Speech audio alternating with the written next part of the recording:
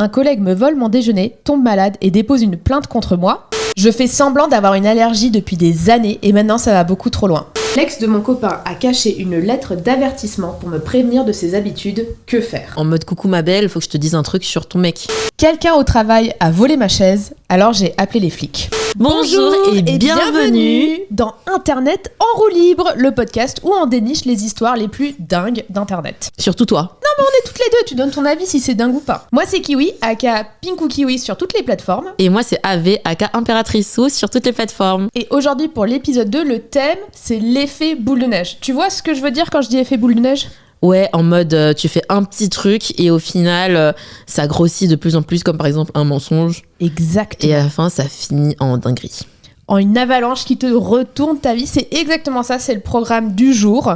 Donc on va commencer sur notre toute première histoire. Et comment c'est parti beaucoup trop loin. Ai-je eu tort d'avoir décidé de ne pas voyager parce que ma femme veut encore aller à Disney ? Ah, encore une histoire Disney. J'ai l'impression que tout le monde adore Disney sur Reddit. Ah. Enfin, je veux dire, j'ai l'impression qu'on parce parle qu'il y a souvent. beaucoup d'Américains. Ouais, les Américains, c'est leur culture. Alors que ce serait Reddit France, ce serait le parc Astérix. Non, je pense pas. Ma femme Jess et moi sommes mariés depuis 13 ans. Nous avons tous les deux 39 ans. Après avoir connu des difficultés financières pendant notre vingtaine et début de trentaine, Jess et moi avons maintenant la chance d'avoir les moyens de voyager 1 ou 2 fois par an. Le seul problème, c'est que Jess ne veut littéralement aller qu'à Disney World. Nous sommes allés à Disney World 9 fois maintenant, et toutes les vacances que nous avons prises ensemble étaient pour y aller, y compris notre lune de miel. Donc on y va. On mange les glaces Mickey, on porte les oreilles de souris, on dort dans les hôtels officiels, on voit les personnages, on fait des attractions, on prend les photos devant le château de Cendrillon et on rentre à la maison. À chaque voyage. Honnêtement, je suis plus que lassée de Disney et je n'ai jamais vraiment aimé y aller à la base. Jess le sait, mais elle n'a aucune conception du voyage en dehors de Disney. Nous prévoyons actuellement un voyage pour avril et Jess, comme d'habitude, a dit qu'on pourrait juste aller à Disney. J'ai expliqué que ça avait l'air sympa, mais pourquoi pas aller quelque part comme Hawaï cette fois ? Jess était confuse. Elle a demandé pourquoi on irait à Hawaï. J'ai répondu qu'on pourrait profiter des spas, aller à la plage. Jess a marmonné une réponse sans conviction et est partie. Quelques jours plus tard, elle est venue me voir en disant qu'elle avait fait des réservations d'hôtel pour Hawaï. Au début, j'étais enthousiaste parce que même si elle l'avait fait sans me consulter, on aurait dit qu'elle avait vraiment écouté. Mais quand elle m'a montré l'hôtel qu'elle avait réservé, j'ai découvert qu'elle avait réservé à Aulani le complexe Disney à Hawaï. Je savais même pas qu'il y avait un complexe Disney à Hawaï. Moi non plus. Frustrée, je lui ai dit que j'étais honnêtement fatiguée de Disney et que je voulais juste vivre une expérience différente cette fois. Elle m'a dit qu'elle faisait un compromis avec moi et que je devais être reconnaissant du temps qu'elle y avait passé. Je lui ai demandé si elle était prête à envisager autre chose que Disney pour notre voyage et elle a dit non. À ce moment-là, j'ai dit que je n'irais pas. Maintenant, elle est furieuse. Elle a annulé la réservation qu'elle avait faite et elle cherche une amie pour retourner à Disney World sans moi. Ai-je été en tort de ne pas avoir essayé de satisfaire sa demande ? Compliqué cette situation. Je comprends que le mec il soit lassé de Disney. Après 9 fois. Oui, au bout d'un moment, t'en as un peu marre. Mais bon, détester à ce point-là. Mais je pense que c'est en mode... Déjà de base, il est en mode « Ouais, Disney, j'aime bien, mais sans plus. » Et après, chaque fois qu'il a des congés, chaque fois qu'il a des vacances, on va à Disney. 9 fois, c'est pas tant que ça, en vrai, ça va. Je sais pas. Mais chacune de tes vacances. En fait, j'ai essayé de réfléchir parce que moi, j'aime bien Disney. Mais... Oui, c'est pas ça, c'est en mode t'as pas le choix. C'est en mode t'aimes bien ou t'aimes pas, t'y vas à toutes tes vacances. J'avoue. Genre, imagine, toi, t'as envie d'aller au Japon, en Chine ou au Mexique. Et à chaque fois, c'est Disney. Non, j'avoue, ça m'aurait saoulé. Il est pas en tort.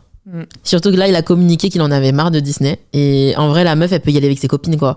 Je comprends pas pourquoi elle veut absolument traîner son mari à Disney alors qu'il aime même pas tant que ça. C'est vrai, parce qu'en plus, quand t'es au parc d'attractions avec quelqu'un qui passe pas un bon moment... Ça se sent. Tu passes pas un bon moment non plus. Ouais, c'est ça. T'es là en mode, on va faire la queue pendant 2 heures là pour tel truc. Il va être en mode, oui. Ouais. Traîne des pieds. Et même, en vrai, je comprends pas. Les vacances à Disney, ils passent 1 semaine là-bas. Ah, c'est une bonne question, je sais pas. C'est bizarre. Il dit pas. Non, je trouve ça un peu bizarre. Moi, je trouve qu'il est pas en tort. Je trouve que la meuf, elle abuse. Ouais, je suis d'accord avec toi. Je comprends, parce que même nous, on est des meufs, on aime bien Disney. On est allés ensemble à Disney la dernière fois. C'est vrai, en plus. Ça m'a suffi pour 2 ans, je pense. Est-ce que tu irais pendant toutes tes vacances à Disney avec moi ? Et t'as pas le choix, en fait, c'est juste Disney avec moi. Pendant toutes mes vacances non. Aveline, t'as des vacances ? On va à Disney. Non. Dans leur vingtaine et au début de leur trentaine, ils ont eu des difficultés financières. Donc, je peux comprendre qu'aujourd'hui, elle est en mode...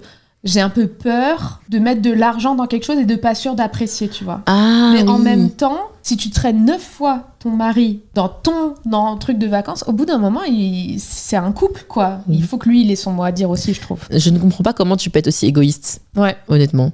Au bout d'un moment, t'as pas honte un peu de te dire allez, on retourne à Disney? Il est en mode non. T'as pas honte de forcer ton mari à faire ça? Mais il y a des gens, ils sont dans leur zone de confort, ils aiment bien rester dedans aussi. Et on a une partie 2, une semaine plus tard. Voici l'update. J'ai fait une erreur.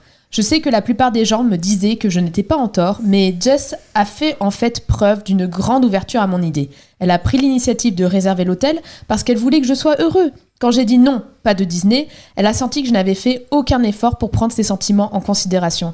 Et elle avait complètement raison. Je ne l'avais pas fait. C'était d'une manière tordue, ma forme de vengeance pour m'avoir traîné à Disney World toutes ces années. Dans le dernier post, certaines personnes ont commenté le fait qu'Aulani ne ressemble même pas vraiment à un complexe Disney. C'est quelque chose que j'aurais dû vérifier moi-même avant de lancer un ultimatum à Jess. Quand j'ai regardé, ça ressemble à un complexe hawaïen ordinaire. Pour ma défense, aller à Disney World 9 fois m'a rendu un peu sensible, et je suis presque sûre que sur un test de Rorschach, je ne verrai que des oreilles de souris à ce stade. Mais je n'aurais vraiment pas dû tirer des conclusions hâtives. Un jour après avoir fait le post, je suis allée voir Jess et je me suis excusée. J'avais tort. Oui, c'est peut-être une adulte Disney, mais à part vouloir toujours aller dans leur parc à thème, elle n'est jamais pénible avec ça. J'ai dit que j'étais désolée et j'ai demandé la permission de réserver l'hôtel à nouveau. Et Jess a répondu qu'elle adorerait aller à Aulani avec moi. Quand je lui ai dit que ce n'était pas vraiment très Disney, Jess a dit « Bien sûr que je le savais, je voulais y aller parce que ma sœur a dit que c'était magnifique. Je suis un idiot. » Jess et moi avons replanifié nos vacances et nous sommes super excités d'y aller maintenant. J'en suis arrivée à cette réalisation parce que beaucoup de gens ont souligné des choses que j'aurais dû comprendre moi-même. Merci. Tout est bien qui finit bien entre adultes matures. C'est bien, c'est un mec qui se remet un peu en question. Et on a une partie 3. Déjà? Ça ne finit pas. Près de 3 semaines plus tard. Malheureusement, nous n'irons pas à Aulani pour nos prochaines vacances. Pourquoi? Quelques jours après Noël, Jess a eu un petit accident de voiture. Elle a confondu la marche avant et la marche arrière et a reculé dans notre porte de garage. Quand j'ai entendu le grand bruit, j'ai couru dehors et j'ai trouvé Jess se tenant le cou dans la voiture. Je l'ai immédiatement conduite à l'hôpital où elle a passé des radios. Elle semblait aller bien, mais le médecin a dit que d'après ses symptômes, maux de tête, douleur au cou, engourdissement des doigts, elle pourrait avoir un coup du lapin. Jess et moi pensions qu'elle irait bien en quelques jours, mais presque 2 semaines plus tard, elle se plaint toujours de douleurs au dos. Hier, elle est venue me voir en disant qu'elle n'était pas sûre de pouvoir aller à Hawaï dans quelques mois. J'ai demandé ce qu'elle voulait faire et tout en s'excusant profusément, elle m'a demandé si nous pouvions reporter ce voyage. J'ai répondu qu'elle n'avait absolument pas à s'excuser. Après ça, elle a dit qu'elle se sentait mal de ne pas pouvoir aller à Hawaï, mais qu'elle pourrait peut-être aller à Disney World. Bien que je n'ai pas compris au début, elle m'a dit que c'est très accessible et que, dans le pire des cas, on peut louer des scooters électriques. Elle doute que ce soit nécessaire, mais m'a assuré qu'on pourrait y aller doucement. Je sais que ce n'est pas la conclusion que les gens voulaient, et ce n'est certainement pas ce que je voulais faire pour mes prochaines vacances, mais la santé de Jess doit passer avant tout. Nous avons fait nos réservations. Ce n'est pas là où je veux aller, mais Jess est super heureuse en ce moment, et c'est ce qui compte le plus pour moi. Merci à tous pour vos avis. C'est vraiment un mec bien. Il est vraiment gentil. Elle force Jess. Mais attends. En mode, elle a un coup du lapin, elle peut pas aller se reposer sur une plage, donc elle propose d'aller dans un parc d'attractions. Mais surtout dans les parcs d'attractions, c'est la sensation et tout. Et surtout, le coup du lapin, tu guéris. Enfin, si elle a dit, je ne sais pas si je pourrais y aller dans quelques mois. Oui. Le coup du lapin, moi, je l'ai déjà eu vite fait. J'ai fait une chute à l'escalade, ça m'a fait un peu le coup du lapin sur le coup. Je pouvais plus bouger 2-3 jours. Et après, ça allait mieux. En quelques mois, t'es guéri en fait. Plus ça allait, plus ça me faisait un peu revoir d'un autre œil la partie 2. Quand il dit oui, j'avais tort, j'ai pas vu les efforts qu'elle a fait. C'est en mode, mec, t'as été 9 mois à Disney World. Au bout d'un moment, t'as le droit de te dire je vais aller ailleurs. Mais oui, en fait, c'est vraiment un mec très très compréhensif, très très gentil, je pense. Et la meuf, elle en profite un petit peu. Ouais, je pense. Hein. Et en vrai, il y a un autre truc, je me suis dit, désolée, mais en vrai, des Disney, il y en a partout. Et elle va toujours au même, si j'ai bien compris. Oui, mais c'est ça, en plus, dis-toi, c'est comme si t'allais tout le temps à Disneyland Paris, au bout d'un moment, t'as fait le tour. Mais oui, mais Disneyland Paris, je crois que je suis allée 3 fois ou 4 fois dans ma vie, ça m'a suffi. C'est la même chose, la plupart du temps. Ils peuvent peut-être aller à d'autres Disneyland, quoi, dans d'autres pays. C'est ça, il y en a dans d'autres pays en plus. Bon, après, c'est peut-être plus cher, c'est sûr. Et on a une partie finale, une partie 4. Le divorce. Qui a été écrit 20 jours plus tard. Donc, pour faire court, la semaine dernière, Jess en a trop fait. Même avant ça, je trouvais son récit de l'accident de voiture et l'étendue de ses blessures suspect. Oui, attends, pause, c'est vrai. Tout ce qu'elle a fait, c'est marche arrière, elle est rentrée dans la porte. C'est pas un coup du lapin de malade. Elle roulait ultra lentement, je pense. Bah, elle avait même pas démarré, vu qu'elle était dans le garage. Ouais, voilà, c'est ça. Bon, bref, même le coup du lapin, il est bizarre. Quand elle ne sait pas que je regarde, elle bouge normalement, ramasse des choses par terre et semble globalement en parfaite santé. Ah, elle fait semblant. Quand elle me voit à proximité, elle exagère chaque mouvement, se tient le bas du dos et boite. Boite, mais alors qu'il n'y a pas de rapport avec les jambes. Eh bien, samedi, Jess est venue me voir en disant qu'elle voulait déménager. Ça n'avait aucun sens. Nous avions si peu d'argent pendant notre vingtaine et début de trentaine, et maintenant nous sommes financièrement à l'aise uniquement parce que j'ai enfin un travail incroyable dans notre région. Jess a dit qu'elle comprenait ça, mais elle a argumenté qu'elle voulait vivre plus près de ses parents. Elle m'a demandé de déménager à Orlando avec elle. Mais attends, c'est là où il y a Disney ? Oui. Ah, c'est pour ça. À quel point elle est matrixée par Disney, j'en veux plus. Alors, premièrement, ses parents ne vivent pas à Orlando. Ils vivent à Atlanta, ce qui est pile au milieu entre là où nous vivons actuellement et Orlando. Jess a cité le fait qu'il y avait plus d'options de vol et ensuite elle a ajouté qu'elle avait peut-être une opportunité d'emploi à Orlando. Quand je lui ai demandé de me montrer le poste, elle m'a montré un poste de vendeuse à 16 $ de l'heure dans un secteur où elle n'a absolument aucune connaissance ni expérience. Je ne suis pas fière de ça, mais j'ai craqué. Je lui ai dit qu'elle voulait juste déménager pour se rapprocher de Disney World. Elle était en train de détruire nos vies pour pouvoir aller prendre des photos avec des princesses Disney et qu'elle était une femme horrible. Jess a nié, naturellement, et elle m'a dit qu'elle déménageait à Orlando avec ou sans moi parce que ses parents ont besoin d'elle. Après ça, Jess est allée dans sa chambre et a commencé à écouter de la musique Disney avec le volume au maximum en chantant par-dessus. J'ai écouté son interprétation de Libéré, délivré plus de fois que je ne peux le compter. Peut-être que le délivré fait référence à moi ici. Le lendemain matin, elle m'a dit qu'elle déménageait à Orlando avec ou sans moi et a dit que si je voulais être un mari minable, je pouvais juste rester où je suis. Je vais juste être un mari minable. J'ai essayé de nier l'évidence parce que ça rendrait Jess heureuse, mais je ne peux plus. Je veux juste être seule. Je ne répondais pas à vos commentaires, mais ils m'ont aidé plus que vous ne pouvez le savoir. Merci à tous ceux qui ont posté. Oh my god, mais quelle histoire. Ça a commencé avec « je veux pas aller en vacances à Disney World » et ça a fini en divorce. Ouais, là, c'est vraiment effet boule de neige, là. Je ne m'attendais pas à ça. Je pense qu'il savait très bien c'était quoi le problème depuis le début. Et la conclusion fait sens. Mais je pense que c'est quelqu'un qui se remet énormément en question. Et c'est pour ça qu'il a mis autant de temps à voir. Parce que quand il fait le premier post et après il fait la partie 2 où il dit « oui, finalement, c'est moi qui ai tort. C'est vrai que Disney World, et puis en plus, c'est pas si terrible et tout. » Et c'est en mode « ok, il se remet en question. » C'est rare que les gens de Reddit, les gens qui posent les questions sur Reddit se remettent en question comme ça, mais c'est un peu trop loin en fait, c'est un peu en faute de... Parce que même moi au début j'étais en mode bon, il abuse un petit peu, c'est bon, faut faire plaisir à sa femme, hein. Et en fait on se rend compte à quel point que sa femme est une femme horrible en fait. Genre à la fin elle s'en fiche, elle veut juste déménager pour être à côté de Disney, genre c'est son obsession. Alors que c'est son mari qui ramène tout l'argent à la maison, d'après ce que j'ai compris. Et c'est vrai que c'est pas grave d'aimer les princesses Disney à 40 ans. Mais c'est vrai que c'est bizarre ce niveau d'obsession à 40 ans par contre. Bah je pense que c'est dommage qu'elle impose ça. Il y a plein de gens qui aimeraient vivre ça avec elle en fait. Et c'est dommage d'avoir imposé ça autant à son mari. Tu peux aller dans un autre pays et un jour on fait Disney, un jour on fait autre chose. Ouais, voilà, genre on fait Disney un jour et après on fait autre chose. Au Japon par exemple, c'est ce qu'on fait en général. Non mais cette histoire est folle, genre. Mais en vrai, bon débarras. Je pense que finalement, c'est un mal pour un bien parce qu'il va trouver quelqu'un qui le respecte mieux et elle va déménager à côté de Disney. Moi je pense qu'il s'aimait plus de toute façon, hein. Franchement Jess, elle cherchait juste une excuse pour divorcer à ce niveau-là. Tu viens d'habiter à côté de Disney avec moi. Non, moi je pense qu'elle était heureuse jusqu'au jour où elle s'est dit mais comment ça tu ne vas plus aller à Disney autant de fois que je le demande. Faut mettre une note. Donc moi je dirais un 8. Ouais, moi aussi. Moi je mettrais même un 9, tu vois. Parce 9. que le plot twist final est choquant. Parce que ça fait vraiment réfléchir sur limite qu'on se pose dans un couple, à quel point tu fais des sacrifices quand tu aimes quelqu'un. Ouais, c'est vrai. Et à quel point il faut aussi se respecter. Alors, prochaine histoire. Un collègue me vole mon déjeuner, tombe malade et dépose une plainte contre moi. Oh my god, mais j'ai l'impression que c'est une histoire commune, ça. Alors, vol de nourriture, j'entends souvent parler de ce genre d'histoire. Moi, personnellement, ça m'est jamais arrivé. Mais une fois, on m'a volé mon Tupperware. Ah ouais. J'étais trop triste. Ça arrive alors. Bah, surtout qu'après... J'avais le couvercle du Tupperware, je l'ai toujours chez moi, mais j'ai plus le Tupperware qui va avec. Mais c'est un truc de ouf de voler un Tupperware vide par contre. Ouais, je sais pas. Ah mais oui, j'ai déjà entendu des histoires comme ça, en mode des collègues qui volent ta bouffe, et au bout d'un moment, tu mets un truc périmé dedans ou des laxatifs. J'ai déjà entendu parler de ça, mais il n'y a pas d'histoire où ça va jusqu'à porter plainte. On a un frigo au travail. Jusqu'à maintenant, on ne m'avait jamais rien volé. Je suis assez nouveau, mais d'autres m'ont déjà dit que c'était un problème courant. Je mange toujours très, très épicé. J'adore ça tout simplement. Bref, j'étais à mon bureau quand mon collègue a débarqué en courant. Il avait du mal à respirer. Il s'est précipité aux toilettes et a commencé à vomir. Il s'avère qu'il avait mangé mon déjeuner qui portait pourtant clairement mon nom. Il était aussi dans un sac isotherme pour rester au frais pendant le trajet car j'habite loin. Mon plat n'avait rien de spécial ce jour-là. C'était juste les restes de mon dîner de la veille. Chais, bien fait genre. Mais ça me ferait trop plaisir. Le lendemain, mon patron vient me voir pour me demander si j'ai essayé d'empoisonner cette personne. Bien sûr, j'ai nié. J'ai même sorti mon déjeuner du jour et je lui ai fait goûter. Il a été choqué par la force du piment alors qu'il n'en avait pris qu'une miette. J'en ai ensuite mangé plusieurs cuillerées pour prouver que je le mangeais sans problème. Il m'a dit de pas m'inquiéter, qu'il était clair que je n'avais aucune mauvaise intention, que mon collègue n'aurait pas dû toucher à ma nourriture, etc.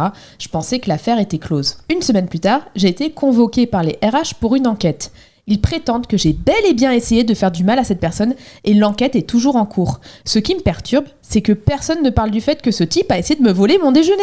Quand j'ai soulevé le point, ils ont répondu à un truc du genre « Nous ne pouvons pas prouver qu'il a volé quoi que ce soit ». Je ne comprends pas. Je pensais que la preuve était évidente. Mon patron est de mon côté, mais les RH ont l'air de vouloir ma peau. Leur comportement est assez agressif. Même quand mon patron me défend, ils ignorent tout ce qu'il dit. Par exemple, il disait « ce n'est clairement pas le cas » et la dame des RH ne le regardait même pas et continuait de parler. En plus de ça, les RH affirment que mon collègue serait tout à fait en droit de me poursuivre en justice. La façon dont c'était tourné donnait l'impression qu'ils lui avaient eux-mêmes suggéré de le faire. Comment quelqu'un peut se faire prendre en train de voler mon déjeuner et ensuite retourner la situation pour dire que c'est moi qui suis en tort ? Je ne comprends pas du tout. Je ne sais pas quoi faire, j'ai peur de perdre mon boulot à cause de ça. Avez-vous des conseils à me donner ? C'est une dinguerie, c'est trop bizarre, ça paraît évident qu'il est pas en tort, puisque c'est sa bouffe à lui de base. En fait, le truc, c'est que ça se passe aux États-Unis. Bah, surtout qu'en plus, protection des salariés, c'est pas... tu peux virer la personne comme tu veux, quoi. Il y a même pas de poison, même s'ils font des analyses, c'est pas du poison et tout. Et ça me paraît ouf, le collègue qui a osé porter plainte quand même. Moi, je pense qu'à partir du moment où tu voles la bouffe de ton collègue, tu assumes la responsabilité de ce que tu manges. Mais il est bête aussi. T'as pas de droit dessus, quoi. Mais c'est surtout, il prend une bouchée, il sent bien que c'est pimenté. S'il supporte pas, il va pas prendre une deuxième bouchée. Au point d'aller vomir aux toilettes. Peut-être qu'il aimait bien. Hein. Moi, j'aime bien le piment, même si ça m'arrache. C'est vrai, comme nous avec le wasabi tout à l'heure. J'espère qu'il va s'en sortir parce que c'est vraiment injuste, là. Eh bien, on a une partie 2, donc on sait comment ça se finit. J'ai fini par être virée par la RH. Mais wesh. Non, la RH, elle est de mèche avec le mec, c'est pas possible, ils se connaissent. Car elle a trouvé qu'il y avait assez d'éléments pour se débarrasser de moi avant le retour du grand patron. En fait, ça a pas trop de sens parce que les RH, ils sont là pour protéger l'entreprise, donc il aurait fallu virer le voleur. Ouais, mais on dirait que la RH n'a pas cru au fait que il s'est fait voler sa bouffe, peut-être. Non, mais il a son manager de son côté, en fait, il a un témoin. Mais RH a quelque chose contre cette personne et il cherchait juste une excuse pour se débarrasser de lui. J'ai consulté un avocat qui a envoyé une lettre à l'entreprise pour les informer que j'envisageais des poursuites judiciaires. La lettre expliquait mes raisons et relatait les faits. Une semaine plus tard, le propriétaire de l'entreprise m'a appelé pour me présenter ses excuses et me demander de revenir. La femme des RH et le voleur ont tous les deux été remerciés. Il m'a aussi accordé une augmentation très généreuse, je suppose, pour faire passer la pilule. J'ai accepté et j'ai repris le travail. Même si je déteste me baser sur les rumeurs de bureau, il semblerait que la femme des RH et le voleur de nourriture entretenaient une liaison. Ah, c'est pour ça! Ils ont souvent été vus ensemble en dehors du travail. Je suppose donc qu'elle le protégeait. Peut-être même qu'elle l'a cru et a pensé que j'essayais de le piéger ou un truc du genre. Qui sait, je doute d'avoir le fin mot de l'histoire maintenant. En ce moment, j'occupe mon ancien poste avec presque le double de mon salaire, donc c'est un super revirement de situation. Le patron m'a aussi ouvert plus de portes en m'offrant différentes formations qui me seront payées. C'est évidemment pour me garder content et m'empêcher d'attaquer en justice, mais que demander de plus ? Quelque chose d'injuste s'est produit et ça a été plus que corrigé. J'aurais déjà été content de juste récupérer mon boulot. J'aurais quand même préféré ne pas vivre ça du tout. J'espère juste ne plus avoir à traverser ce genre de choses. Je n'ai pas vraiment de proches pour me soutenir, donc j'étais à 2 doigts de perdre mon appartement. Bref, merci pour les conseils, je n'avais personne vers qui me tourner. Ouf, tout est bien qui finit bien au final. Tant mieux pour lui, c'est là quand on dit tout arrive pour une raison, c'est ça. Voilà. Non, c'est vrai, finalement, il s'en est bien sorti. Non, mais le double de son salaire. Ouais. C'est énorme. Voilà, c'est ça l'effet boule de neige. Heureusement qu'il a décidé de manger épicé ce jour-là. C'est un peu comme le truc là. En gros, il y a une expression en Chine, c'est Saewen-shima. C'est l'histoire d'un mec qui perd son cheval. Tout le monde est en mode oh non, le pauvre, il a perdu son cheval et tout dans le village. Et finalement, le cheval, il revient avec un deuxième cheval. Oh! Et là, tout le monde est en mode il a trop de chance, il a gagné un cheval. Il a le double de son salaire. Voilà, c'est ça. À l'époque, un cheval, ça a beaucoup de valeur. Ensuite, du coup, il a essayé de dresser les chevals, sauf qu'il tombe du cheval. Et là, il devient handicapé. Ouais, il perd sa jambe. Ça finit trop mal. Ah non, c'est pas fini. Je m'attendais tellement pas à ça. C'est pas fini, mais justement, il est handicapé et tout. Et hop, quelques jours plus tard, on lance la guerre. Et là, à la guerre, il y a énormément de gens qui sont morts, ils sont tous morts, sauf lui, puisqu'il a pas pu aller à la guerre, vu qu'il avait la jambe cassée. Et ensuite ? Bah, c'est ça la fin de l'histoire. Moi, cette histoire, je veux qu'elle continue pendant des jours. C'est trop bien. Bah, c'est ça l'effet en mode un malheur et en fait, au final, bénéfique pour toi en fait. Il faut toujours trouver le bon côté des choses, même quand Ben, même quand c'est pas drôle sur le moment, quoi. J'aime bien les rebondissements. 9 sur 10, parce qu'il y a quand même une justice, je me dis. Ouais, c'est vraiment le côté justice que j'aime bien parce que en plus, dans le monde du travail, c'est tellement injuste. T'as plein de moments où ça se passe pas du tout comme ça. D'ailleurs, t'as plein d'histoires où c'est en mode, il m'est arrivé une injustice et finalement, les RH sont du côté parce que ça arrange tout le monde de mettre sous le tapis. En vrai, je suis vraiment choquée que ce soit si commun les voleurs de nourriture. Heureusement, moi, j'ai jamais connu de voleur de nourriture. Mes potes non plus. J'ai jamais entendu dans mon entourage, mais j'ai l'impression sur les réseaux, ça arrive souvent. Ouais. Et je me dis, mais à quel moment tu te dis, je vais manger la bouffe de mon collègue? C'est trop gênant. Imagine quelqu'un te voit là, dans la cafette, avec le Tupperware de quelqu'un d'autre. Et puis c'est sale, tu sais pas comment ça a été préparé. Ça m'attirerait pas forcément de manger la nourriture d'un collègue en fait. Ah oui, j'avais entendu une autre histoire. C'était une meuf qui, en gros, elle se faisait tout le temps voler son lait et elle a mis un post-it sur la brique de lait. Et elle a écrit au voleur de lait, c'est... comment ça s'appelle? C'est It's bread... comment on dit? Breakfast? Non, Petit-déj? non, c'est pas ça, c'est du lait maternel. En gros, voilà, elle a dit... Ah, c'est breast milk! Breast milk, ouais. Elle a écrit, ouais, au voleur de lait, ce que tu bois là depuis une semaine... Ah, c'est horrible! C'est du lait maternel en fait. Oh non! Et tu le remarques, ça a pas du tout le même goût! J'en sais rien. C'est plus sucré et tout. J'ai jamais goûté. Du coup, ouais, tu ne sais pas ce que tu manges et ce que tu bois en fait. Ah, c'est terrible. Ah non! T'as bu le lait de ton collègue! C'est dégueulasse. Ah non! En vrai. Bon, après, le lait, c'est du lait. Mais c'est dire que ça sortait du corps de ta collègue.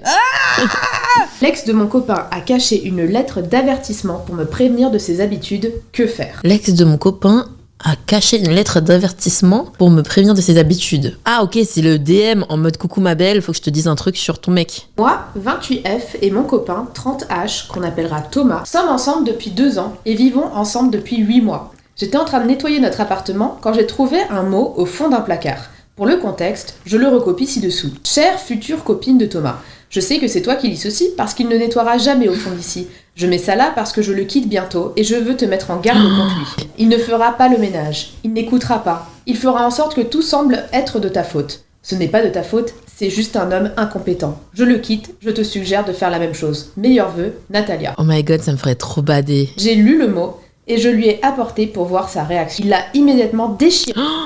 Et a dit de ne pas écouter ça, qu'elle était folle et qu'on ne pouvait pas lui faire confiance. Le fameux « elle était folle ». Je lui ai dit que le fait qu'il ne l'ait pas trouvé en 5 ans depuis leur rupture était un red flag pour moi. Car ça veut dire qu'il n'a jamais nettoyé là-bas et qu'il fait de moins en moins le ménage depuis que j'ai emménagé. Il m'a dit que ce n'était pas un problème avant le mot, que c'était juste son ex qui continue de manipuler et de gâcher sa vie et que je la laisse faire. On a continué à se disputer là-dessus et j'ai fini par passer la nuit chez une amie. Thomas a été un super copain jusqu'ici. Il s'entend bien avec ma famille, il m'a offert des cadeaux et des fleurs et il me dit tout le temps à quel point il m'aime. Il n'a pas tort sur le fait que le ménage n'avait pas vraiment été abordé avant. Le mot m'a fait réaliser que ses contributions diminuaient de plus en plus et qu'on avait besoin d'avoir une vraie conversation. Il m'a envoyé un texto après pour me dire qu'il était désolé que je me sois sentie obligée de partir, mais que c'était vraiment nul de ma part de faire passer un bout de papier avant notre relation de 2 ans et de le laisser seul avec nos animaux. Je ne sais pas quoi faire ni quoi croire pour l'instant. J'envisage d'essayer de trouver et de contacter Natalia. Son vrai nom est assez unique donc je pense pouvoir la trouver. Thomas pense que je devrais rentrer à la maison et laisser tomber, que son passé ne devrait pas affecter notre futur. J'ai l'impression que je pourrais être en tort parce que tout ce que Thomas a dit sur Natalia laisse penser qu'elle était manipulatrice et mesquine durant leur relation. Mais je ne sais pas à qui faire confiance. J'ai réalisé que je n'avais pas assez clarifié certains points, surtout le ménage. Je pensais l'ajouter ici. Quand on a emménagé ensemble il y a 8 mois, le ménage était à 50-50. Depuis, il en fait de moins en moins et je dirais qu'on est à 70-30, peut-être 60-40 s'il m'écoute tout de suite. Classique. Je dois lui rappeler de faire des choses comme mettre ses assiettes dans l'évier ou sortir la poubelle, ce que je n'avais pas à faire avant. La vaisselle s'empile sauf si je la fais, au point où il a laissé des restes de nourriture moisir sur les assiettes. Je ne suis pas quelqu'un qui aime la confrontation, donc je lui demandais juste d'arranger ça quand ça arrivait. Le mot m'a fait réfléchir davantage et essayer d'avoir une vraie conversation complète. Et je dois dire que je ne me suis pas sentie écoutée quand je lui en ai parlé. J'ai essayé d'utiliser le mot pour entamer une conversation sur le ménage, il est resté bloqué sur le fait que j'écoutais son ex au lieu de lui, qu'il ne voulait pas écouter ce que je considère comme des inquiétudes valables. Il pense que je laisse le mot créer un biais de confirmation, donc peu importe ce qu'il dit, je penserai qu'il a tort. Je ne l'ai pas quitté définitivement, tout ça s'est passé hier, et j'ai passé une seule nuit chez une amie parce que je sentais que notre conversation ne menait nulle part hier soir, et qu'il ne me laisserait pas dormir tant que je n'aurais pas laissé tomber. Je rentre aujourd'hui et je voulais avoir des conseils et des retours avant de le faire. S'il y a des doutes, il n'y a pas de doute. Je pense que le mot lui a juste fait comprendre. Ils viennent d'emménager, ça fait 8 mois quand même.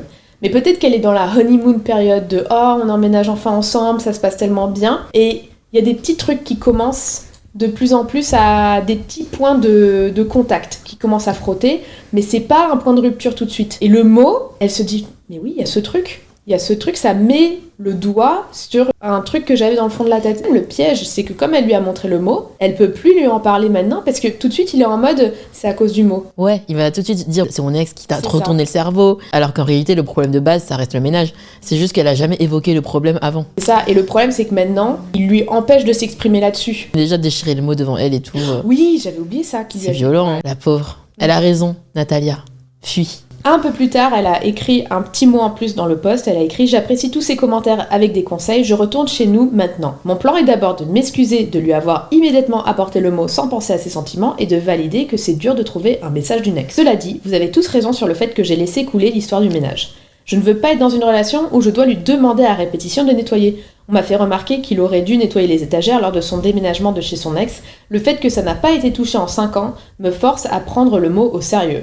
Je ne veux pas jeter 2 ans à la poubelle, donc je vais lui demander d'établir avec moi des attentes claires sur le ménage et des corvées désignées. Je vais être claire sur le fait que le ménage est absolument rédhibitoire pour moi. C'est sa décision de voir comment il veut réagir. J'essaierai de vous tenir au courant. Encore merci beaucoup pour les conseils. Plan solide, je trouve. Ouais, elle a raison. On communique en tant qu'adulte. De toute façon, lui, il a 30 ans, elle a 28 ans. En mode, bon, je vais te dire un truc, rien à voir avec le papier. C'est juste que c'est vrai que le ménage, ça commence à me peser. Alors, on a une partie 2. J'ai suivi vos conseils du dernier post et j'ai essayé d'avoir une discussion calme avec Thomas. Quand je me suis excusée de l'avoir confronté avec le mot, il a semblé prendre ça comme un aveu de culpabilité et a refusé d'écouter quoi que ce soit d'autre. J'avais préparé une liste d'exemples précis où il n'avait pas fait le ménage comme beaucoup d'entre vous l'ont suggéré. Il a dit que j'utilisais des listes exactement comme son ex manipulatrice. Donc ouais, le truc de l'ex folle que vous disiez être un red flag était clairement vrai. Quand j'ai réalisé que la conversation ne menait nulle part, il a même essayé de m'empêcher de partir. C'est là que j'ai su que c'était fini et je suis partie immédiatement. 2 ans fichus en l'air, mais je suis contente d'avoir eu ce réveil avant qu'il ne soit trop tard. Je vais le laisser se calmer et ensuite je demanderai à mon frère de venir avec moi pour récupérer mes affaires quand il ne sera pas là. Il a des horaires de travail stricts, donc je pense que ça ira. Je prévois de laisser un mot là-bas, mais probablement un peu plus long avec le conseil de ne pas lui montrer. Je le laisse exactement au même endroit, donc s'il ne retient pas la leçon sur le ménage, ça reviendra le hanter. Tout ce qu'il a à faire, c'est nettoyer. La plus grande surprise de tout ça, c'est que je n'ai pas contacté Natalia, c'est elle qui m'a contacté. Ah. Apparemment, il a emprunté le téléphone de son amie pour l'appeler en hurlant qu'elle gâchait encore sa vie. Le fait qu'elle l'ait bloqué et qu'il ait encore son numéro mémorisé confirme encore plus que c'était lui l'ex-fou, pas elle. Natalia m'a trouvé sur les réseaux sociaux et voulait s'assurer que j'aille bien et était particulièrement inquiète qu'il me manipule comme il a essayé avec elle. Je l'ai remercié de m'avoir laissé le mot et de m'avoir fait gagner du temps. On a prévu de prendre un café jeudi après-midi. J'adore. Je voulais vous remercier encore pour les conseils. Vous avez très bien identifié comment il m'a mené doucement vers une relation malsaine. Pour l'instant, mon ami a dit que je pouvais rester jusqu'à ce que je trouve un nouvel endroit. J'ai de l'argent de côté et un travail correct, donc je suis dans une position privilégiée concernant cette rupture compliquée et j'essaye juste d'être reconnaissante pour ça. Les gens de Reddit, c'est des psys en fait. Moi j'aime bien le fait que, en fait, c'est pas le ménage le problème. Il y a un problème dans la relation et elle veut lui amener, elle veut lui en parler. Et le gars, il n'y a aucune discussion possible. Oui, c'est ça le red flag. Pour moi, c'est ça, entre guillemets, la morale, le red flag, comme tu as dit. C'est le ménage, il y a des gens, ils vont être en mode, moi je fais tout le ménage, et lui, il va faire toute la cuisine, par exemple. Il y a des couples où ça marche comme ça. Mais le fait qu'il n'y a pas de discussion... Ouais, qu'il soit genre vraiment tout le temps sur la défensive, en mode, c'est lui la victime et tout, c'est insupportable. C'est cool le côté où elles vont prendre un café ensemble, maintenant elles sont besties. Moi, j'avais entendu une histoire où c'était pareil. Après, les 2 ex, du coup, elles sortent ensemble. Oh, c'est plot twist. En fait, je trouve ça trop bien le fait qu'elle ait laissé un message. J'espère que la meuf suivante va retrouver le message et ainsi de suite. On a une partie 3. Comme vous pouvez le voir dans le post original, j'aime faire les choses tout de suite. C'était clairement une erreur de lui apporter le mot tout de suite, mais faire ce que j'ai fait ce matin tout de suite n'était pas une erreur car ça m'a permis de sauver mes animaux. D'abord, je veux répondre aux commentaires disant que j'ai brisé une relation de 2 ans pour un mot et des corvées. Non, j'ai brisé une relation de 2 ans parce que quand j'ai essayé de trouver des solutions à une situation inégale, sa réponse a été de crier et d'essayer de me convaincre qu'il n'y avait aucun problème à part moi. Pour moi, c'est important que c'est pas juste le ménage. La goutte d'eau a été quand il m'a physiquement empêché de quitter la maison après m'avoir hurlé dessus. Ce n'est pas correct et personne ne devrait rester avec un homme qui réagit au conflit comme ça. C'est la séquestration. La vraie update. J'ai fini par envoyer le post par texto à Natalia hier soir et elle a trouvé ça génial. Elle, comme certains d'entre vous, m'a posé des questions sur les animaux. Pour le contexte, une des choses pour lesquelles Thomas et moi on a accroché, c'était notre amour pour les petites créatures. C'est pour ça que je pensais qu'il était un gars si génial, parce que s'il pouvait prendre un soin si méticuleux de son lézard, il pourrait faire pareil avec moi. J'avais très tort. Il a un lézard qu'il a acheté avant moi, et ensuite on a acheté 2 grenouilles ensemble. J'ai un serpent que j'ai ramené avec moi quand j'ai emménagé. Je prévoyais d'attendre qu'il se calme pour aller récupérer mes affaires, les grenouilles et le serpent, en pensant qu'il ne leur ferait jamais de mal, mais Natalia m'a fait changer d'avis. Elle a dit qu'il pouvait devenir destructeur quand il est en colère et s'inquiéter pour la sécurité de mes petites bêtes. J'ai tout de suite su que je ne pouvais pas attendre plus tard cette semaine et j'ai demandé un rendez-vous avec le propriétaire pour tôt ce matin. J'ai fini par faire un FaceTime avec Natalia hier soir et on a eu une longue discussion. Natalia est avocate et m'a dit que dans notre état, les propriétaires sont obligés de me laisser sortir du bail que j'ai signé en cas de violence domestique. Elle m'a aussi dit que ses cris, sa manipulation et son refus de me laisser partir sont tous des types d'abus. C'est vraiment dur pour moi d'accepter ça. Apparemment, ses messages constants et son contrôle sur ce que je portais et quand, c'était aussi des signes d'abus. Ce matin, Natalia s'est proposée pour venir parler au propriétaire avec moi aux côtés de mon frère. Dès qu'il a entendu le mot avocat, il a été réactif et a dit que je pouvais rompre le bail et que je devrais quand même payer pour tout le mois d'août même si je pars 3 jours plus tôt. J'ai trouvé ça juste. Il a aussi envoyé un message à Thomas pour dire que l'appartement devait être vide pour une maintenance d'urgence toute la journée aujourd'hui pour que je puisse emballer mes affaires. Thomas a répondu qu'il était au travail toute la journée et ne rentrerait pas avant 18h. Quand je suis rentrée dans l'appartement, c'était le chaos. Il avait cassé ma vaisselle que j'avais emmenée avec moi sur le sol et laissé les éclats traîner. Mes vêtements étaient déchirés et éparpillés dans notre chambre. C'était dégoûtant.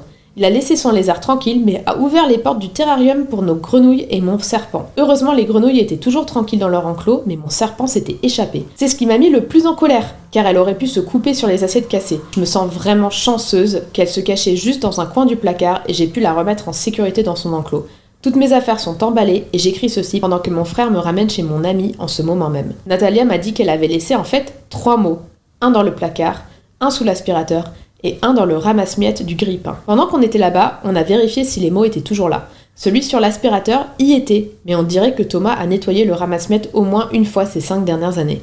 Il ne m'a jamais dit qu'il avait trouvé un mot lors de nos conversations, donc ça m'a surprise. Natalia et moi avons laissé le mot de l'aspirateur tel quel et remplacé celui du placard. Je n'étais pas à l'aise de laisser mon nom sur un nouveau mot, donc mon ajout a été un dépliant sur les relations saines vs malsaines. Natalia m'a dit que s'il n'a pas trouvé les mots en 5 ans, surtout après le déménagement, il ne les trouvera probablement pas de sitôt.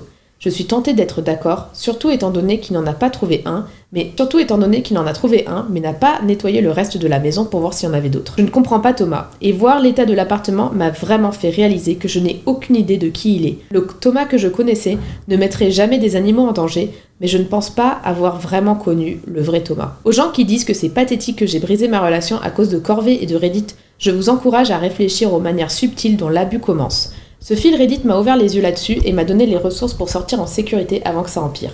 J'ai aussi pris rendez-vous avec un psy.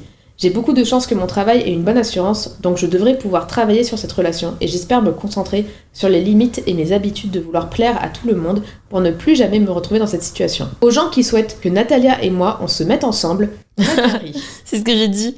Natalia est fiancée à un homme merveilleux qui nettoie, écoute et réfléchit. Elle a dit qu'il y avait un phénomène qui fait que quand les gens rompent avec leur ex horrible, leur âme sœur peut suivre rapidement. J'espère que c'est vrai. Quoi qu'il en soit, je pense avoir gagné une bonne amie avec tout ça, surtout que Natalia est aussi une maman serpent. J'espère que si vous apprenez quelque chose de mon expérience, c'est que l'abus ne commence pas tout de suite. D'abord, il y a le love bombing, les cadeaux et les belles paroles. Et puis doucement, il teste ce que vous allez supporter.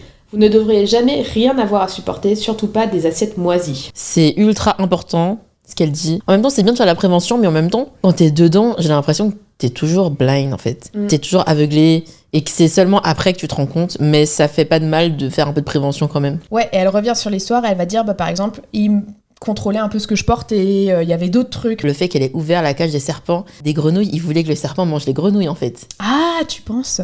C'est horrible. C'est vraiment maléfique. C'est horrible. Moi, je pense que c'est vraiment, ça arrive au point où tu fais mal à des animaux, à d'autres choses dans la relation. Ça, c'est vraiment dur, je trouve. Partie 4. J'ai lu cette citation qui disait « Beaucoup de survivantes ont été motivées à guérir par le courage d'autres survivantes. Chaque fois qu'une survivante révèle son histoire à un ami, se lève devant un groupe pour raconter son histoire, écrit un livre ou intente un procès contre ses abuseurs, elle inspire d'autres survivantes à briser le silence. » Ça m'est resté en tête, surtout après avoir vu les commentaires de gens partageant leurs expériences ou réalisant qu'ils avaient besoin d'évaluer leur relation. Donc je voulais poster ça ici, juste au cas où mon histoire pourrait aider une autre personne comme Natalia et vous tous m'avez aidé. Je n'ai pas posté depuis un moment, je ne sais pas si quelqu'un verra ça, mais je voulais vider mon sac, j'espère que ce n'est pas trop décousu, je vais y aller par ordre chronologique. Quand on est allé à son appartement, j'ai pris des photos de tous les dégâts. Natalia m'a dit que je pouvais porter plainte si je voulais. Elle ne pouvait pas me représenter à cause d'un conflit d'intérêts, mais elle me trouverait quelqu'un de bien. Je ne voulais pas au début. Puis j'ai vu un commentaire disant que faire un rapport peut créer un dossier qui aiderait une potentielle future copine à être crue s'il se passait quelque chose. Natalia m'a sauvée, je voulais faire la même chose, donc quelques jours plus tard, j'ai porté plainte. La police est allée interroger Thomas et le propriétaire. L'appartement détruit combiné à la police a suffi pour que le propriétaire l'expulse. Donc en gros, en détruisant mes affaires, il a détruit sa vie. Je travaille comme kinésithérapeute et mon patron a été assez gentil pour me donner une semaine de congé après que tout ça soit arrivé. J'ai pu trouver un nouvel endroit, même si c'est un peu plus cher. Quand je suis retournée au travail, Thomas était garé sur le parking.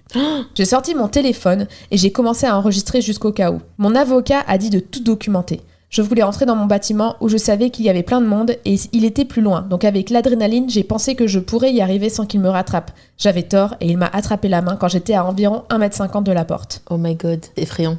Au début, il parlait doucement. Il disait qu'il voulait s'excuser, mais que je ne répondais pas à ses appels. J'ai dit que c'était fini et de me laisser tranquille, et j'ai essayé de libérer ma main. Ça l'a énervé et il m'a tiré plus fort et a commencé à hurler que j'avais gâché sa vie et que je lui devais des comptes. Un de mes collègues est sorti en entendant le chahut. C'était un costaud et bien plus grand que Thomas, qui a immédiatement reculé. Je lui ai dit de partir et de ne plus m'embêter, et il est parti. La vidéo de cet incident, plus les caméras de sécurité des derniers jours où il m'attendait sur le parking alors qu'il connaît le début de mes gardes, a suffi à mon avocat pour obtenir une ordonnance d'éloignement. Il m'a laissé tranquille depuis, a accepté un accord de plaidoyer, et il ne sait pas où est mon nouveau logement, donc je pense que je suis enfin tirée d'affaire. Oh my god, les mecs font trop peur. Ça fait peur. Tu connais vraiment pas en fait. C'est ton mec pendant 2 ans et après ça devient C'est fou. vrai. C'est ça qui est dingue. Je ne voulais pas poster avant que tout soit réglé, je vais mieux maintenant. J'ai eu plusieurs séances de thérapie. Natalia et moi, on s'est vus 3 fois et la dernière fois, Thomas n'a même pas été mentionné. Mon lieu de travail s'est mobilisé pour moi et maintenant je me fais raccompagner de ma voiture à la porte par mon collègue. Je suis tellement reconnaissante pour le système de soutien qui s'est mobilisé autour de moi, je ne m'en serais pas sortie sans ça. Cela inclut tous les conseils et soutiens que j'ai reçus ici. Franchement, c'est pas mal d'avoir des potes avocats. Ah, vraiment. Pote avocat, pote comptable Et médecins. et médecin. L'histoire jusqu'à présent a été sombre, mais heureusement, il y a une fin heureuse. Bon. La partie finale a été écrite près de 15 mois plus tard. Je doute que ça intéresse encore quelqu'un, mais je me suis souvenue de ce conte et je voulais vous donner des nouvelles. Toute cette situation a changé ma vie. C'était dur à traverser, mais les conseils que j'ai reçus m'ont aidé à me mettre en sécurité et à construire ce que j'ai maintenant. Après que mon ex m'ait confrontée sur le parking de mon travail, je ne me sentais pas en sécurité et j'ai fini par déménager après avoir trouvé un travail dans un autre état environ 1 mois plus tard. Tous ceux qui disaient que le pire homme précède votre âme sœur avaient raison. J'ai emménagé à un pâté de maison d'une bibliothèque et le bibliothécaire a fini par m'inviter à sortir. J'étais nerveuse au début, mais il avait l'air si doux, alors on s'est vu dans un lieu public. On est ensemble depuis et je ne savais pas que ça pouvait être comme ça. Il fait la vaisselle à chaque fois qu'il vient. L'autre jour, j'ai remarqué que je n'avais presque plus de granola. Je l'ai ajouté mentalement à ma liste pour en trouver un nouveau paquet le lendemain. Il avait remarqué et l'avait juste acheté sans qu'on lui demande. Trop mignon. Il cuisine pour moi et fait quand même la vaisselle après. Il a élevé mes standards et insiste encore qu'il fait le strict minimum. Framboise, donc le serpent de compagnie, va bien. Le déménagement était stressant, mais elle s'est installée et je lui ai pris un enclos encore plus grand en récompense pour avoir survécu. Mon nouvel homme et elle se font des bisous sur le nez, j'adore. Natalia et moi, on s'envoie occasionnellement des TikTok, ça s'arrête vraiment là. Je sais que plein de gens voulaient qu'on soit meilleurs amis ou même qu'on sorte ensemble, mais malheureusement, on se rappelle juste trop l'une à l'autre ce qu'on veut laisser derrière nous pour que ça arrive. Quant à Thomas, à part l'ordonnance d'éloignement temporaire, il ne s'est pas passé grand-chose de plus avec moi. J'ai contacté la police pour la destruction de mes affaires, mais les interactions avec eux et le fait de potentiellement devoir le voir au tribunal m'ont fait laisser tomber. C'était probablement seulement 500 balles de dégâts, ça ne valait pas ma santé mentale. J'ai appris que le propriétaire l'avait expulsé et parlait de le poursuivre pour les dommages matériels, car il avait fracassé des étagères et l'évier. Par contre, il a laissé son PC tranquille. Il m'a demandé les photos que Natalia avait prises directement après notre arrivée et a dit qu'il essaierait de les utiliser. Aux dernières nouvelles, c'était toujours en cours. Je déteste dire ça, mais les flics se soucient probablement plus du propriétaire masculin et de ses dommages matériels que de moi et de mes vêtements, mes assiettes et mon serpent. Je lui souhaite bonne chance et j'espère qu'il tiendra Thomas responsable. Je n'ai aucune idée si les mots sont toujours là. J'espère que oui, pour que toute future copine les trouve. Quoi qu'il en soit, j'ai l'impression d'avoir fait ma part. Maintenant, c'est le moment pour moi de guérir et d'avancer. Ma dernière chose à dire, c'est que si quelqu'un a l'impression que sa relation est une pente glissante, où vous donnez plus que vous recevez, glissant de plus en plus vers le déséquilibre, parlez-en. La façon dont ils réagissent vous dira tout. Très belle fin. Voilà. En vrai, ça fait réfléchir parce que moi, j'ai des potes qui se plaignent un petit peu de ça quand même. En mode, ouais, quand même, je fais plus au ménage que lui. En fait, ce qu'elle dit, faut en parler. et voir comment la personne réagit. On peut voir que ça mène quand même, finalement, elle a trouvé quelque chose d'encore mieux. Bah oui, le love story avec le bibliothécaire, Oui, on c'est adore. mignon. Moi, ça me fait plaisir parce que tu te dis quand même, elle a traversé quelque chose qui a l'air très éprouvant. Donc ça fait plaisir de voir que ça se passe bien au final. Je savais pas qu'il y avait une théorie comme quoi l'homme de ta vie arrivait après Moi le non plus, je pire. connaissais pas. Ça fait très drama. Enfin, K-drama un peu. L'histoire jusqu'à présent a été sombre, mais heureusement, il y a une fin heureuse. Je fais semblant d'avoir une allergie depuis des années et maintenant, ça va beaucoup trop loin. C'est parti d'une excuse idiote. Ça me rappelle quelqu'un. Ma sœur. C'est parti d'une excuse idiote et maintenant je suis coincée jusqu'au cou. Il y a des années, j'ai eu un rencard avec une fille qui était obsédée par le beurre de cacahuète. Elle n'arrêtait pas d'insister pour que je goûte son smoothie au beurre de cacahuète, même après que j'ai dit que je n'en avais pas envie. Au lieu de simplement dire non, j'ai lâché « Oh, je peux pas, je suis allergique !» Grosse erreur. Elle était super inquiète, m'a posé 1 million de questions et je me suis dit « Bof, de toute façon, je la reverrai jamais. » Mais ensuite, elle m'a présenté à sa bande d'amis. Ils étaient tous au courant de mon allergie. À ce stade, rétablir la vérité semblait trop gênant. 6 ans plus tard, je suis toujours amie avec ces gens. Mon allergie est un fait établi. Ils préviennent les restaurants pour moi, ils vérifient les ingrédients. L'un d'eux a même jeté un gâteau au beurre de cacahuète que quelqu'un avait apporté à une soirée juste par précaution. Le pire dans tout ça, j'adore le beurre de cacahuète. Oh non. J'en mange en cachette. J'ai une réserve au boulot. Une fois, mon meilleur pote m'a dit « Mec, ça doit être nul de ne pas savoir quel goût a un Reese's. » J'ai juste hoché de la tête solennellement. Maintenant, ma copine, qui croit aussi que je suis allergique, veut qu'on emménage ensemble et elle est hyper prudente avec la nourriture. Attends, c'est pas la même meuf. Non, c'est pas la même meuf, mais Ok. c'est une meuf du groupe d'amis. J'ai une peur bleue qu'elle trouve ma planque de beurre de cacahuète et qu'elle pense que je lui ai menti, ce qui est le cas depuis des années. Je n'ai aucune idée de comment me sortir de là. Est-ce que je simule une guérison miracle, une erreur de diagnostic médical, ou est-ce que je continue de ce mensonge pour l'éternité ? Moi, je dis simuler une guérison miracle. En mode, ouais, depuis que je suis toute petite, je croyais que j'avais l'allergie. La dernière fois, j'ai mangé, en fait, j'ai pas eu de réaction. C'est bon, je suis Mais guérie. il paraît qu'en plus ça arrive. Hein. Ouais, ça arrive. Donc, Donc, je pense que ça passe, hein. ouais, je pense que c'est la seule solution. Mais j'ai sélectionné quelques commentaires parce qu'il y avait des commentaires intéressants. Et quelqu'un a soulevé un élément intéressant si tu simules une erreur de diagnostic. Le seul souci avec ça, c'est que s'ils emménagent ensemble, c'est que c'est du sérieux, non ? Genre du sérieux niveau, elle va bientôt rencontrer sa famille. Il semble probable qu'à un moment donné, elle dise un truc du genre... C'est dingue que machin ait cru qu'il était allergique aux cacahuètes tout ce temps alors qu'en fait non, le pauvre n'avait jamais goûté de Reese's et il adore ça. Tu joues à un jeu dangereux. Si tu décides de t'engager dans cette voie, je te recommande de mettre ta famille dans la confidence s'ils sont prêts à te suivre dans ton délire. J'avoue que là, le risque, c'est que la meuf découvre que c'est un mensonge. Ça. Et que c'est En fait, encore pire de Exactement, le découvrir c'est plus tard. encore pire de découvrir que c'est un mensonge plutôt qu'ils lui disent. Mais oui, parce qu'en fait, le truc avec les mensonges, en soi, c'est pas le problème du beurre de cacahuète. Le problème, c'est que depuis le début, tu te fais rouler dans la farine, en fait.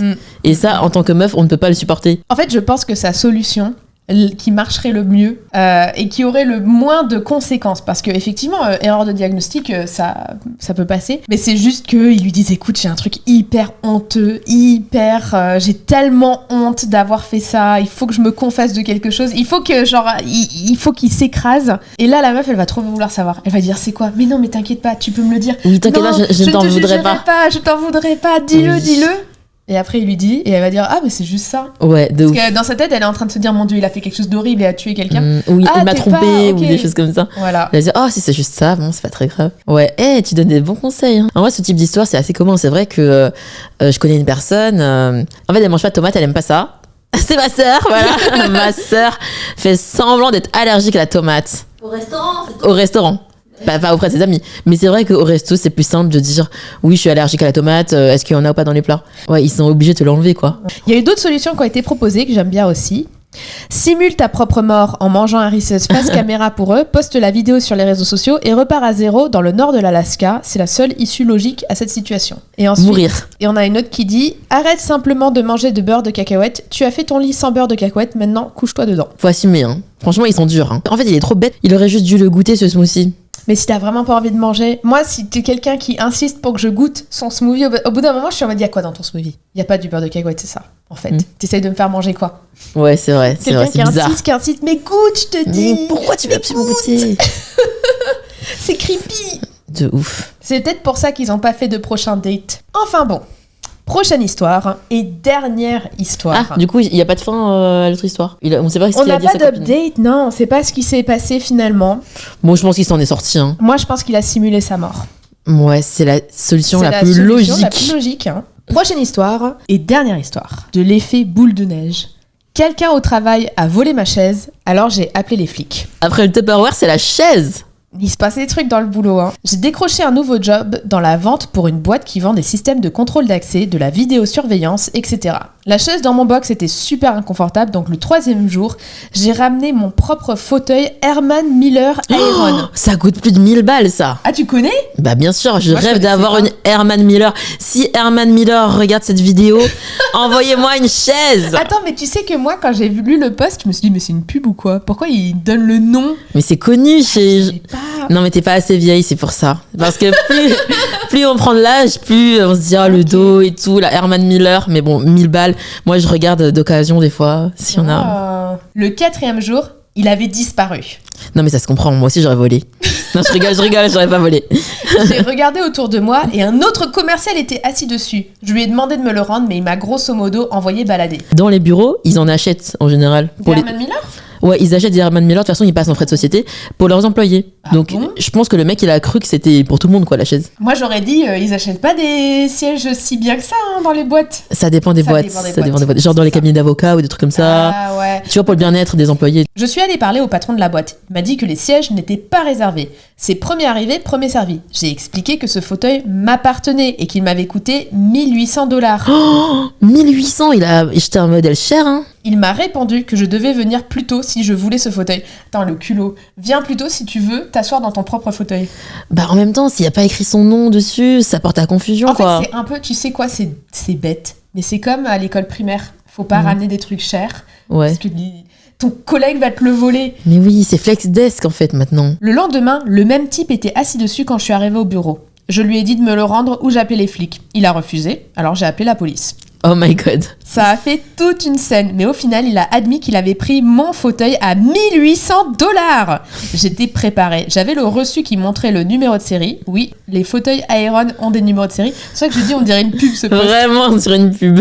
Ils m'ont demandé si je voulais porter plainte. Mon nouveau patron m'a dit que je serais virée si je le faisais arrêter. Alors j'ai dit, absolument, je veux porter plainte. Ah, il est sérieux? Mon nouveau patron m'a virée sur le champ, donc j'ai emporté mon fauteuil avec moi en partant. Et oui, les flics ont arrêté le mec qui avait pris mon fauteuil. Il a avoué. Le type qui a pris mon fauteuil bosse dans le secteur depuis environ 15 ans, mais il va perdre sa licence d'agent de sécurité, ce qui veut dire qu'il ne pourra plus travailler dans ce domaine. Il va perdre son boulot, je m'en contrefiche. Il n'avait qu'à pas voler mon fauteuil.